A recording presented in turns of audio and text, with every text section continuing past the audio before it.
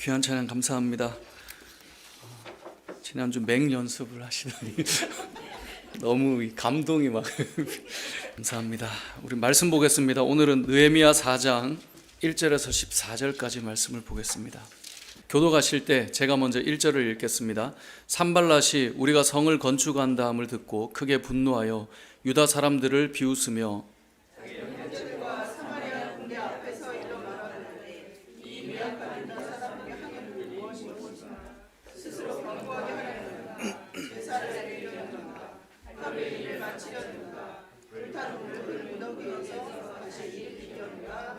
암몬 사람 도비아는 곁에 있다가 이르되 그들이 건축하는 돌 성벽은 여우가 올라가도 곧 무너지리라 하더라. 우리 하나님이여 들으시옵소서. 우리가 없인 영림을 당하나이다. 원하건대 그들이 욕하는 것을 자기들 머리에 돌리사 노략거리게 하여 이방에 사로잡히게 하시고 주 앞에서 그들의 악을 덮어두지 마시며 그들의 죄를 도말하지 마옵소서. 그들이 건축하는 자 앞에서 주를 노하시게 하였음이니이다 하고 이에 우리가 성을 건축하여 전부가 연결되고 높이가 자주란에 이르렀으니 이는 백성이 마음 들여 이를 하였습니다. 산발락과 도비아와 아라비아 사람들과 암몬 사람들과 아스돗 사람들이 예루살렘 성이 중수되어 그 허물어진 틈이 메꾸어져 간다함을 듣고 심히 분노하여 다 함께 회하기를 예루살렘으로 가서 치고 그곳을 요란하게 하자. 우리가 우리 하나님께 기도하며 그들로 말미암아 파수꾼을 두어 주야로 방비하는데 유다 사람들은 이르기를 큰 무더기가 아직도 많거늘 짐을 나르는 자의 힘이 다 빠졌으니 우리가 성을 건축하지 못하리라 하고 우리의 원수들은 이르기를 그들이 알지 못하고 보지 못하는 사이에 우리가 그들 가운데 달려 들어가서 살육하여 역사를 그치게 하리라 하고 그 원수들의 근처에 거주하는 유다 사람들도 그 앞줄에서 와서 10번이나 우리에게 말하기를 너희가 우리에게로 와야 하리라 하고 내가 성벽 뒤에 낮고 넓은 곳에 백성이 그들의 종족을 따라 칼과 창과 활을 가지고 서 있게 하고 내가 돌아본 후에 일어나서 귀족들과 민장들과 남은 백성에게 말하기를 너희는 그들을 두려워하지 말고 지극히 크시고 두려우신 주를 기억하고 너희 형제와 자녀와 아내와 집을 위하여 싸우라 하였느니라. 아멘. 오늘은 영광에는 저항이 있다라는 제목으로 하나님 말씀 증거하겠습니다. 우리가 하나님의 일을 하다 보면 깨닫게 되는 것이 있습니다. 분명히 하나님이 기뻐하시는 일이고 또 하나님의 영광을 위해 하는 일인데 하나님의 일을 하다 보면 항상 장애물이 생기고 방해가 일어난다라고 하는 것을 경험하게 됩니다. 분명히 믿음의 결단을 가지고 헌신하는 마음으로 시작했는데 덜커덕거리는 일들이 우리에게 찾아오는 겁니다. 그래서 우리는 깨닫게 됩니다. 하나님의 일을 하게 되면 하나님의 일도 방해받는 일이 일어나기 시작하는구나. 이제 그런 일을 깨닫게 됩니다. 왜 그렇습니까? 그렇게 되는 이유는 하나님의 일이 이루어지는 것을 싫어하는 반대하는 세력이 있기 때문입니다. 그 반대하는 세력을 에베소서 6장 12절에는 이렇게 표현합니다. 우리의 싸움은 혈과 육을 상대하는 것이 아니요 통치자들이나 권세자들이나 이 어둠의 세상 주관자들과 하늘에 있는 악의 영들을 상대함이라. 그러니까 우리의 싸움은 혈과 육에 대한 싸움이 아니라 어둠의 권세와 싸우는 싸움이기 때문에 그렇다라는 겁니다. 하나님의 나라의 일을 하다 보면 반드시 사단은 역사하게 됩니다. 반드시 대적하고 반드시 그 일이 멈춰지도록 하려고 몸부림치게 될 것입니다. 그래서 우리는 경험하는 거예요. 주의 일을 하면 이러한 시험이나 어려움들이 우리에게 찾아오게 되는 것이죠. 오늘 본문 말씀은 하나님 나라가 세워지는데 저항하는 역사가 어떻게 이루어지는가를 이제 4장에서 우리에게 보여줍니다. 지난주에 보았지만 이 3장의 내용은 성벽을 재건하는 일, 다시 말해 하나님의 나라를 다시 회복시키고 세우는 일에 수많은 자들이 동참하고 있음을 그 이름들을 나열하며 보여주고 있습니다. 얼마나 그 이름들을 읽을 때마다 사실 뜨거워집니까? 하나님의 나라를 위해서 대제사장들이 먼저 시작하고 예배로 나아가며 그리고 먼 거리를 때로는 자기 집 앞을 섬기며 나아갑니다. 어떤 이들은 골짜기를 담당하기도 하고요. 어떤 이들은 남들이 피하고 싶은 분문을 담당하기도 합니다. 어떤 이들은 권력과 지도자의 자리에 서 있어서 나가지 않아도 사람을 시켜도 되지만 그 자리에 나아가고, 심지어 딸들은 그 일에 동참하지 않아도 무방한데도 불구하고 우리도 아버지와 함께 하겠습니다라고 해서 딸들도 그 자리에 동참합니다. 어떤 이들은 형들이 동참하지 않아서 첫째, 둘째, 셋째, 넷째, 다섯째가 다 빠졌는데 여섯째 아들이 아버지 그럼 제가 가겠습니다라고 말하며 그 일에 동참하기도 합니다. 많은 이들이 하나님 나라가 세워지는데 다들 삶의 모습과 형편은 다르지만 기꺼이 제가 그 일에 동참하겠습니다. 어떤 이들은 자기의 일을 하고 다른 이들의 일에 그 자리까지 함께 동참하여서 2배, 3배로 갑절로 섬기고 수고하는 이들도 나왔습니다. 그렇게 많은 이들이 하나님의 나라를 회복시키기 위해서 동참하겠다라고 하며 등장하였습니다. 그것이 3장까지 내용입니다. 그러면 4장부터는 이 일이 얼마나 영광스럽게 진행되는가, 이제 그렇게 시작돼야 되는데 4장은 방금 우리가 설교의 서두에 말씀드린 것처럼 그 하나님의 나라의 역사가 진행되는 것을 반대하는 일이 이제 시작되게 된다라는 것을 바로 볼 수 있습니다. 사단은 어떻게 반대하며 하나님의 나라가 세워지는 것을 멈추게 만드는가, 그 전략이 4장에 잘 담겨 있는데요. 오늘 1절 말씀을 보면 첫 번째가 무엇인지를 알 수 있습니다. 1절을 우리 다시 한번 읽어보겠습니다. 시작. 산발랏이 우리가 성을 건축한 다음을 듣고 크게 분노하여 유다 사람들을 비웃으며. 자, 유다 사람들을 뭐 했다고요? 비웃었어요. 산발랏은 예루살렘 성이 건축된다는 말을 듣고 분노합니다. 그래서 여기 4장 1절에 보면 성을 건축한 다음을 듣고 크게 분노하여, 보통 사람이 분노하면 한바탕 싸우고 뭔가를 할 것 같은데 아주 산발랏은 교묘하게 이 성벽이 세워지는 것을 막습니다. 그 분노를 화로 표현하지 않고 비웃음과 조롱으로 접근합니다. 사실 산발랏은 당시 사마리아 지역을 다스리던 총독이었습니다. 그리고 이 당시에는 사마리아 지역을 다스리는 총독이 예루살렘까지 관할하여서 다스렸습니다. 근데 예루살렘이 재건되면 사마리아와 예루살렘 어디로 그 힘의 무게가 쏠릴까요? 예루살렘으로 쏠리게 되겠죠. 그러다 보니 산발랏은 계속해서 이 예루살렘 성이 재건되는 것을 반대해 왔었습니다. 그러다 보니 당연히 반대하는 이 모습을 보여줄 텐데, 그 첫 번째가 비웃음과 조롱이라는 것입니다. 주의 일을 할 때 하나님께서 우리에게 맡기신 일을 우리가 감당할 때 사단이 하는 첫 번째 전략은 비웃고 조롱하며 우리의 마음을 흔드는 것입니다. 이 본문을 주석하는 주석가나 수많은 설교자들이 이 본문 앞에서 늘 그런 이야기를 많이 하시더라고요. 사단은 우리의 감정을 건드린다. 우리의 마음을 꺾는다. 그렇지 않습니까? 여기에 나오는 산발랏처럼 유다 사람들을 비웃고 조롱해요. 이 말이 너무나 불편했어요. 2절을 보세요. 뭐라고 말합니까? 자기 형제들과 사마리아 군대 앞에서 일러 말하되 이 미약한 유다 사람들이 하는 일이 무엇인가? 미약한 유다 사람, 이 말은 뭐냐면 우리말로 하면 야, 아무것도 아닌 너네들이 뭐 하려 그러냐. 그러니까 우리 자신을 완전히 깎아내리고 우리를 완전히 바닥까지 낮춰놓는 거예요. 그러니까 이게 마음이 힘든 거죠. 그러면서 이어서 말하죠. 너희가 성벽을 다시 쌓겠다고?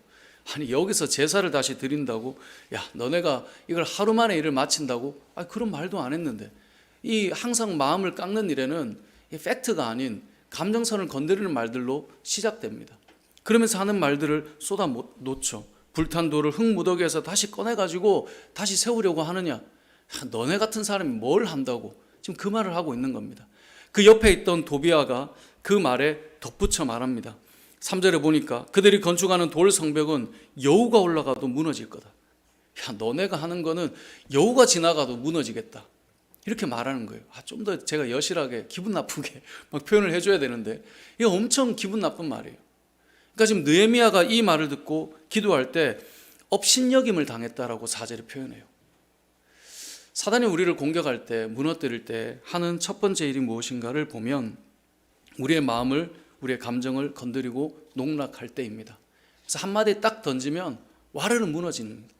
이것이 의외로 너무나 잘 먹힙니다. 그러다 보니 우리의 감정과 우리의 마음을 건드리는 일들이 먼저 시작되는 겁니다. 3절에 보면 수많은 믿음의 사람들의 이름이 등장하여서 놀라운 영광스러운 일들을 펼쳐나갈 것처럼 3장에 쫙 기록되어서 마음이 뜨거운데 4장으로 시작하자마자 야, 아무것도 아닌 너네 아직 뭐하냐? 라고 시작하니 그 마음이 와르르 무너지고 차갑게 식어버리는 것이죠. 사단은 이렇게 역사한다는 것입니다. 이런 상황 속에 느헤미야가 무엇을 했는가를 우리는 볼 수 있어야 합니다. 느헤미야가 할 수 있는 선택지는 여러 가지가 있을 것입니다. 첫 번째는 산발락과 맞짱 뜨기.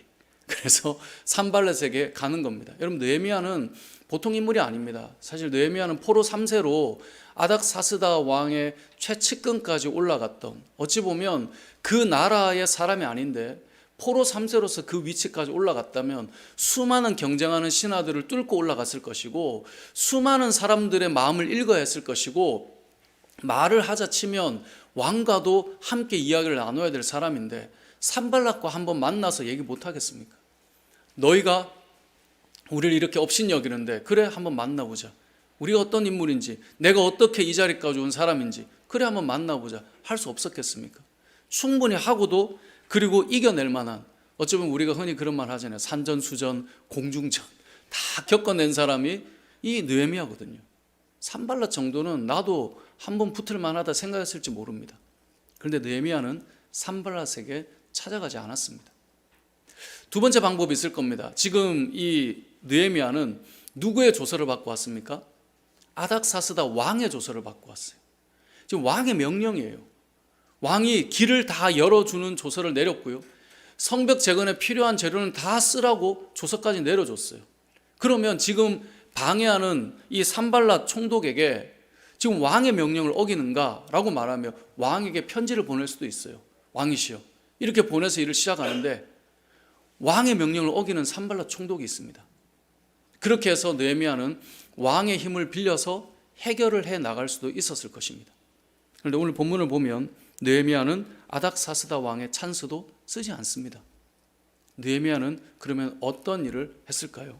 자, 4절을 같이 한번 읽어보겠습니다. 시작. 우리 하나님이여 들으시옵소서. 네, 까지요. 우리 하나님이여 들으시옵소서. 누구에게 나아간 거예요? 하나님께 나아간 거예요. 우리가 귀에 못이 박히도록 듣는 너무나 고전적이고 전통적인 방법, 내가 가서 한번 해줄 수도 있고 나를 보낸 왕의 힘을 빌릴 수도 있지만, 지금 느헤미야는 산발랏에게 가지도 않고 아닥사스다 왕에게도 가지 않고 하나님 앞에 나아갔다라고 성경은 말씀하고 있습니다.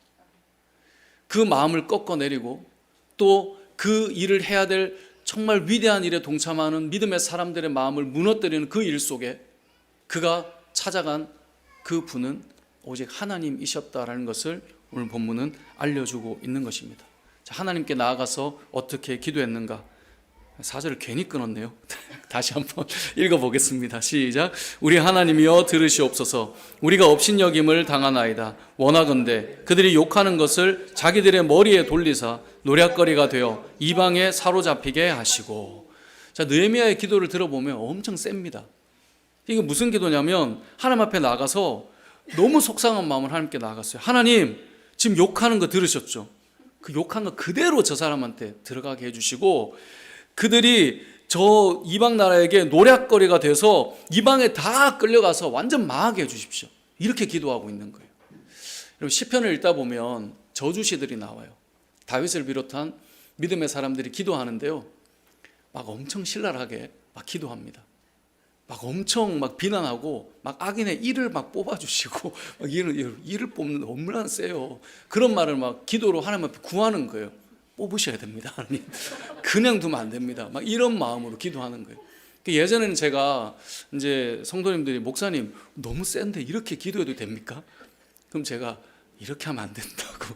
성경이 이렇게 말하지만 우리는 이렇게 하지 말자고 이렇게 말했는데, 저 요즘 생각이 바뀌었습니다, 여러분. 해야 돼요. 네.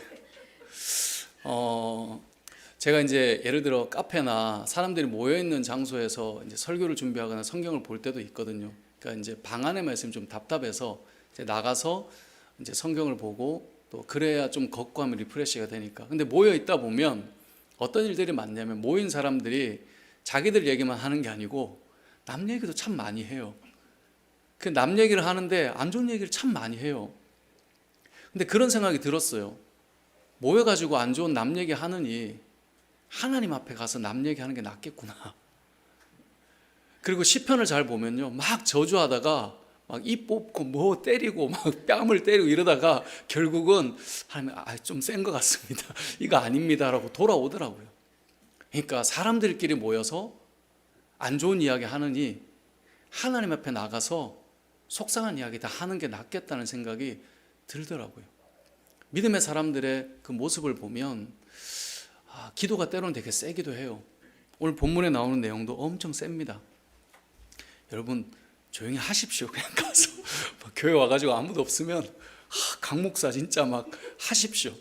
저한테 안 들리게 해주십시오. 근데 들리면 서로 서운하니까 하시고 저도 잘 살아야 되니까 또 그렇게 해서 기도하되 우리가 하나님 앞에서 문제를 풀어가는 방법이 믿는 자들의 방법이었습니다. 그 말이 어느 정도 세냐 안 세냐는 두 번째 문제고요. 내가 지금 누구와 그 말을 하고 있느냐가 더 중요한 이야기인 것입니다. 하나님 앞에서 우리의 마음을 토해놓는 기도는 모든 믿음의 사람들의 모습이었습니다. 하나님의 공의가 세워지지 않는 것 때문에 그것 때문에 안타까워서 주님 앞에 나와 기도하고 눈물을 흘렸고 악한 자들이 득세하는 것 같은 세상을 볼 때 마음이 너무나 아파서 주님 앞에 부르짖고 어떻게 이럴 수 있냐고 외쳤고 그게 다 믿음의 사람들의 기도의 내용이었습니다. 오늘 본문에 등장하는 느헤미야도 마찬가지입니다. 느헤미야는 산발랏에게 찾아갈 수도 있었고요. 아닥사스다 왕 찬스를 쓸 수도 있었지만 그렇게 하지 않고 하나님 앞에 나아가서 기도했다라고 말씀하고 있는 겁니다. 자, 그렇게 기도할 때 하나님께서 어떻게 역사하셨는가? 자, 6절을 다시 한번 읽어보겠습니다. 시작. 이에 우리가 성을 건축하여 전부가 연결되고 높이가 절반에 이르렀으니 이는 백성이 마음 들여 일을 하였음이니라. 아멘. 분명히 조롱하고 업신여기고 마음을 깎아내리는 그런 표현을 막 하고 있는데 백성들이 무너지지 않고 성을 건축해서 전부가 막 연결되고 있어요. 높이가 막 절반에 이르고 있어요. 분명히 지금 악한 대적들은 조롱하고 무너뜨려 보려고 하고 있는데 요동하지 않아요. 성이 막 올라가고 있어요. 그 이유가 뭐냐? 6절 하반절에 보니까 이는 백성이 마음 들여 일을 하였음이니라 라고 말해요. 자, 우리말의 주어는 백성이지만 히브리 원어를 보면 이 주어는 마음으로 표현될 수 있습니다. 그러니까 이런 표현이에요. 마음이 백성들을 이끌어가고 있는 거예요. 마음이 백성을 일할 수 있도록 움직여주고 있는 거예요. 어떻게 일이 가능합니까? 기도하는 느헤미야를 통하여서 이 기도를 통해서 하나님께서 그들의 마음을 움직여주고 있는 것입니다. 잠언 4장 23절 말씀해 보면 우리가 잘 아는 말씀이죠. 모든 지킬 만한 것 중에 내 마음을 지키라. 더욱 내 마음을 지키라. 생명의 근원이 이에서 남이니라. 우리의 마음을 지키라는 거예요. 그리고 그 마음이 주의 일을 하게 하는 것입니다. 사단은 계속해서 우리를 무너뜨리려고 할 것입니다. 하나님 앞에 우리가 기도해야 될 것이 있습니다. 느헤미야처럼 하나님 앞에 우리의 마음을 쏟아놓고 하나님 앞에 기도하는 것이 필요합니다. 그렇게 하나님 앞에 기도하면 하나님께서 우리의 마음을 지키셔서 그 가운데서도 성은 계속 지어지고 있는 것입니다. 흔들리지 않고 절반이나 쌓아지고 있다. 이것을 우리는 기억해야 된다라는 것입니다. 여러분, 하나님 앞에 나아가서 기도로 문제를 풀어가시기 바랍니다. 하나님 앞에 나아가면 가장 좋은 건 뒤탈이 없습니다. 여러분, 사람에게 나가면 문제를 하나 푸는 것 같은데 또 하나의 문제가 생기더라고요. 그러니까 어찌 보면 뒤탈이 하나씩 또 있어요. 이 산발락과 해가지고 해결하면 끝난 것 같지만 또 문제가 일어나요. 그런데 이 왕을 이용해서 하면 또 뭔가 일어날 수가 있어요. 그런데 하나님께 나아가면 어떻게 쏟아부어도 그것이 뒤에 문제가 안 된다는 거예요. 그래서 하나님 앞에 나가야 한다는 겁니다. 자, 이렇게 해서 절반이나 올라간 성벽, 백성의 마음이 다져지는 그 모습. 자, 이쯤 되면 이 대적들이 우리는 안 되겠네, 물러갈 것 같지만 7절에 보면 대적들은 더욱 강하게 밀려옵니다. 7절에 보니까 이렇게 표현합니다. 산발락과 도비아와 아라비아 사람들과 암몬 사람들과 아스돗 사람들이 예루살렘 성이 중수되어 그 허물어진 틈이 메꿔져 간다음을 듣고 심히 분노하여. 4장 1절에 보면 산발락과 또 3절에 보면 도비아가 등장하고 있는데요. 7절에 가보면 산발락과 도비아와 아라비아 사람들과 암몬 사람들과 아스돗 사람들이 등장합니다. 하나님의 일이 이루어지는 곳에는 항상 사단도 역사하는데요. 한 번 이겼다 끝이 나지 않습니다. 우리의 일이 멈춰지면 사단도 쉽니다. 근데 우리가 일하기 시작하면 사단도 일합니다. 그런데 이 일을 하는데 우리가 한번 이기면 더 강하게 밀려올 때가 있습니다. 이제는 산발락과 도비아뿐만 아니라 아라비아와 암몬과 아스돗 사람들이 다 같이 분노합니다. 그래서 8절에 보면 우리 다 같이 예루살렘으로 가서 저들을 치고 그곳을 요란하게 하자라고 말하고 있습니다. 대적은 더 강하게 일할 때가 있습니다. 우리의 마음을, 우리의 일을 머뭇거리게 하고 멈춰지게 만들려고 그렇게 움직일 때가 있습니다. 그때 우리가 생각하면 됩니다. 우리가 하나님의 일을 잘하고 있구나. 우리가 좀 더 컸구나. 세력이 더 세진 거 보니까 우리가 좀 더 컸구나. 그렇게 생각하며 주의 일들을 감당하며 나아가면 된다는 겁니다. 이제 이들은 어떤 방식으로 나가냐? 심리전이 아니라 폭력을 행사하겠다는 겁니다. 그래서 이들에게 찾아가서 살육을 행하고 이들을 완전히 무너뜨리고 요란하게 만들어 주겠다. 이렇게 나가고 있는 겁니다. 마음을 무너뜨리는 것으로 안 되니까 몸을 쳐서 복종시키겠다라는 것이 이들의 작전이었습니다. 이렇게 할 때 느헤미야는 무엇을 했을까요? 9절을 보면 이렇게 말합니다. 우리가 우리 하나님께 기도하며. 느헤미야서를 시작할 때 여러분께 말씀드렸습니다. 느헤미야서의 시작은 기도로 시작된다고 말씀드렸어요. 그리고 느헤미야서의 끝은 기도로 끝이 나요. 성벽을 세우는 일은, 하나님 나라를 세우는 일은 처음에 기도로 시작하고 기도로 마무리하는 것으로 끝이 나느냐? 그렇지 않습니다. 느헤미야서를 보다 보면 곳곳에 기도가 메워져 있습니다. 여러분, 성벽을 재건하는, 하나님의 나라를 세우는 일에 주님의 몸된 교회를 세우고, 여러분 가정을 하나님 기뻐하시는 가정으로 세우고, 여러분의 생업을 하나님이 기뻐하시는 그 사명을 가지고 그 일을 할 때 기도하고 시작하면 됐다가 아니에요. 그 곳곳에 기도가 메워져 있어야 되는 거예요. 느헤미야서를 보면 곳곳에 기도가 메워져 있어요. 문제 때마다 기도가 다 채워져 있는 거예요. 우리가 이 땅을 살아갈 때 기도가 곳곳에 채워져 있어야 되는 것입니다. 하나를 해결하니까 또 문제가 일어났습니다. 그때 느헤미야가 또 하는 일은 하나님 앞에 기도하는 것입니다. 기도하면서 뭘 합니까? 파수꾼을 두어 주야로 방비하게 해요. 왜냐하면 적들이 쳐들어오게 될 거니까 군사들을 세워서 방비하게 하는 일을 해요. 근데 이 일을 하면서도 기도하고 있다라고 하는 것을 보여주고 있는 것이죠. 믿는 자들의 삶을 세우는 일에는 곳곳에 기도가 담겨 있어야 합니다.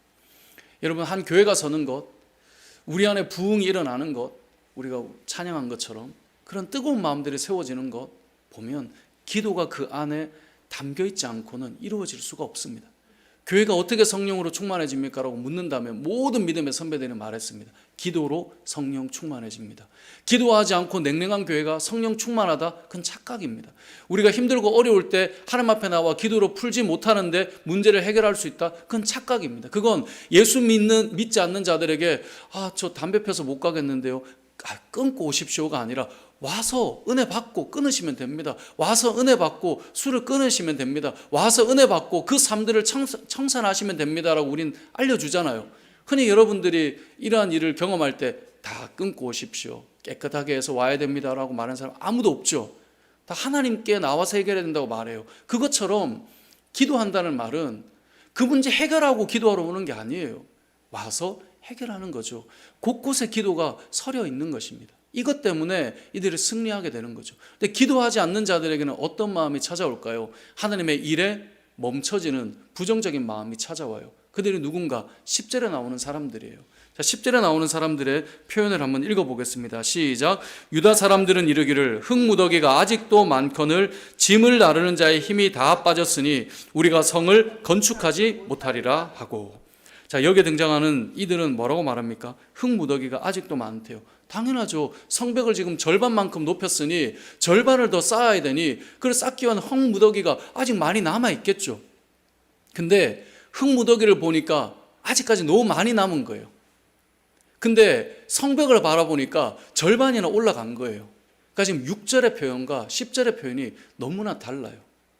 믿음의 사람들의 표현의 방식은 하나님께서 하실 일이기 때문에 원망과 부정적인 모습이 아니라 긍정과 하나님께서 하실 일에 대한 기대와 소망을 가진 표현을 할 수 있어야 됩니다. 6절을 잘 보십시오. 6절은 이렇게 돼 있어요. 이에 우리가 성을 건축하여 전부가 연결되고 높이가 절반에 이르렀으니 이는 백성이 마음대로 일을 하였다. 절반이나 이르렀다 지금 말하고 있는 거예요. 근데 10절은 성벽이 절반이나 이르렀다를 보지 않고 흙무더기가 아직도 너무 많이 남았다 라고 표현하고 있는 거예요. 우리 흔히 그런 말 많이 하지 않습니까? 물컵에 물이 절반 있을 때 절반이나 남았다 라고 말하는 사람과 절반밖에 안 남았다 말하는 사람이 있다는 거예요. 지금 6절과 10절에 바로 그 차이를 보여주고 있는 것입니다. 믿음의 사람들은 무엇을 봐야 될까요? 하나님이 행하시고 있는 일을 바라봐야 돼요. 그러니까 성벽을 바라봐야 돼요. 자, 절반이니까 좀 표현하기 쉽다라고 볼 수 있겠지만 성벽의 3분의 1이 재건되었다고 해봅시다.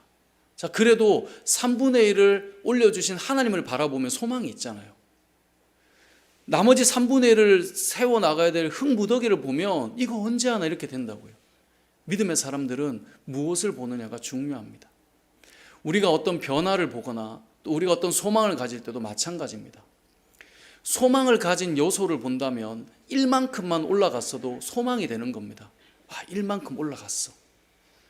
근데 소망을 가지지 않는 영역을 보면 99만큼이나 안 돼. 이렇게 되는 것 아니겠습니까? 믿는 자들이 바라보아야 할 것은 조금씩 올라가고 있는 그 성벽, 하나님 나라를 위해서 조금씩 세워져 가고 있는 그 모습, 그것을 표현할 수 있는 것이 믿음의 표현입니다. 오늘 저와 여러분의 삶 속에 이러한 기도하는 사람들에게는 이러한 표현의 방식이 나타나야 된다는 것을 반드시 기억해야 합니다.